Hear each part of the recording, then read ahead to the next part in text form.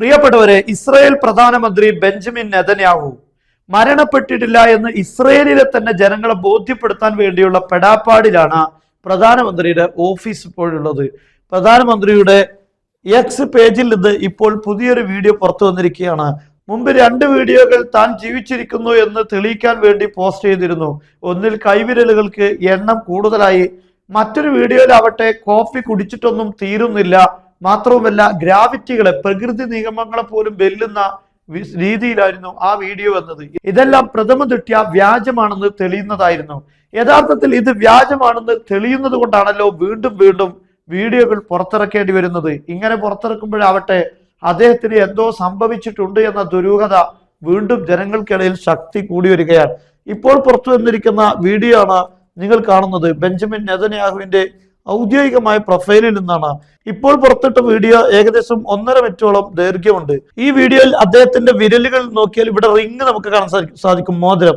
എന്നാൽ ഇപ്പോൾ ആ റിങ് ഇവിടുന്ന് ഇല്ലാതാവുകയാണ്. ഇപ്പോൾ റിങ് ഇല്ല, ഇടയ്ക്ക് ഇപ്പോൾ തിരിച്ചു വന്നു. അങ്ങനെ അത് മാറിയും മറിഞ്ഞുമൊക്കെയാണ്. എടുക്കുന്ന സമയത്ത് വീണ്ടും റിങ് കാണാനില്ല. ഇതൊരു AI വീഡിയോ ആണ് എന്ന് ഏത് കുട്ടികൾക്കും പറയാൻ പറ്റും. ഇപ്പോൾ താഴെ വെച്ച സമയത്ത് വീണ്ടും റിങ് ഉണ്ട്, കൈപോക്കുന്ന സമയത്ത് റിങ് ഇല്ല.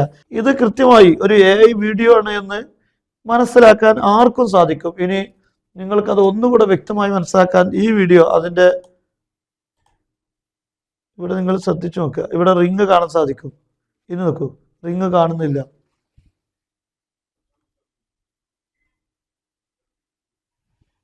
വീണ്ടും റിങ് തിരിച്ചു വരുന്നു.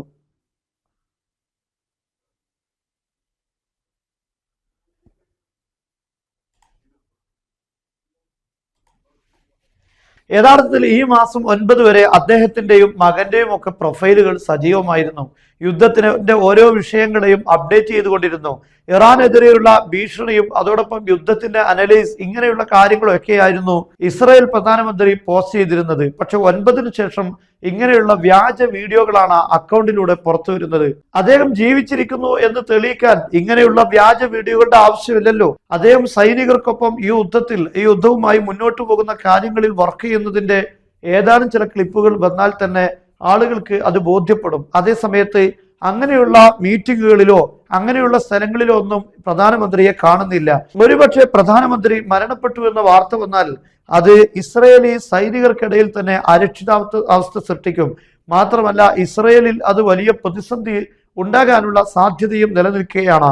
ഇസ്രായേലിനകത്ത് ഇപ്പോൾ തന്നെ വലിയ രൂപത്തിലുള്ള പ്രക്ഷോഭങ്ങൾ ഉയർന്നു വരികയാണ്. കഴിഞ്ഞ ദിവസം ആൾക്കൂട്ടങ്ങളെ പിരിച്ചുവിടാൻ വേണ്ടി കൈബോംബുകൾ ഉപയോഗിച്ചുകൊണ്ടാണ് ആളുകളെ പിരിച്ചുവിടാൻ ശ്രമിക്കുന്നത്. അപ്പോൾ ഇങ്ങനെ വലിയ രൂപത്തിൽ പ്രതിഷേധങ്ങൾ ഉയർന്നു വരുമ്പോൾ ഇങ്ങനെ ഒരു വാർത്ത വന്നാൽ, യഥാർത്ഥത്തിൽ ഇറാന്റെ പരമോന്നത നേതാവ് വധിക്കപ്പെട്ടാൽ, അവരുടെ ലീഡേഴ്സിനെ വധിക്കപ്പെട്ടാൽ അവിടെ ഒരു വിപ്ലവം പുതിയതായി ഉദിച്ചുയരും എന്നായിരുന്നു ഇസ്രായേലും അമേരിക്കയും കണക്കുകൂട്ടിയിരുന്നത്.